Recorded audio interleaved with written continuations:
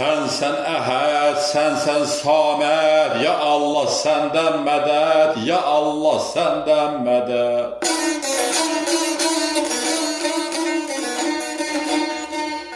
Şah-ı Mərdan əziz gündə giyindi can qırmızı, İsmailə kəsildi qurban, töküldü qan qırmızı.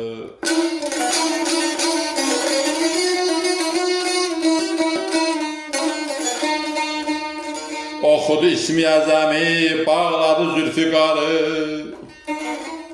əntərə çaldı qılıncı, oldu meydan qırmızı, oldu meydan qırmızı. Belə əntərə çaldı qılıncı, aman ey, gedən ay mənim fələk ay mənim. Oldu meydan qırmızı, oldu meydan qırmızı.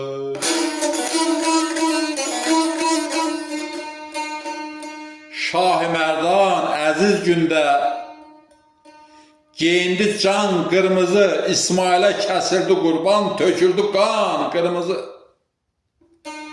Oxudu ismi əzəmi, bağladı zülfiqarı, əntərə çaldı qılıncı, oldu meydan qırmızı, oldu meydan qırmızı.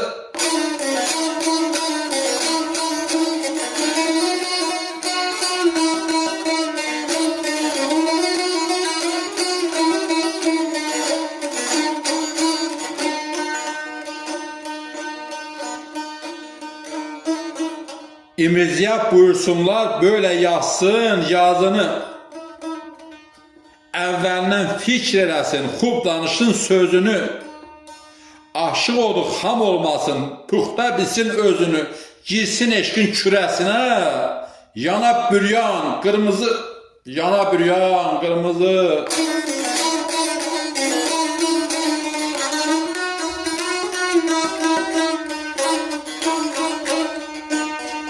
Qocalıbsan, aşıqalı, itdi könlün pərgarı.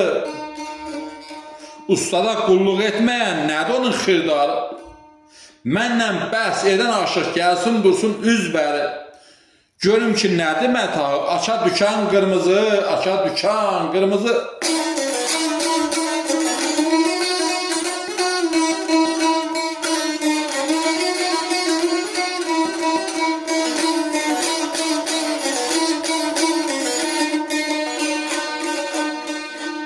Həbibimsən, Həbibimsən, ya Allah səndən mədəd, ya Allah səndən mədəd.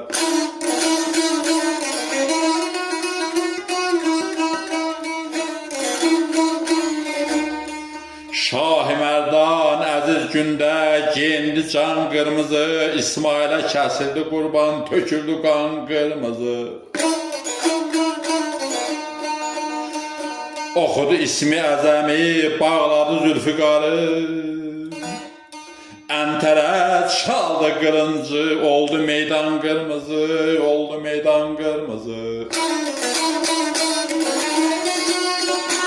Belə əntərə çaldı qılıncı, aman ey, gedən ay mənim fələk ay mənim. Oldu meydan qırmızı, oldu meydan qırmızı. Şah-ı Mərdan əziz gündə giyindi can qırmızı, İsmailə kəsildi qurban, töküldü qan qırmızı. Oxudu ismi əzəmi, bağladı zülfiqarı, əntərə çaldı qılıncı, oldu meydan qırmızı. Oldu meydan qırmızı.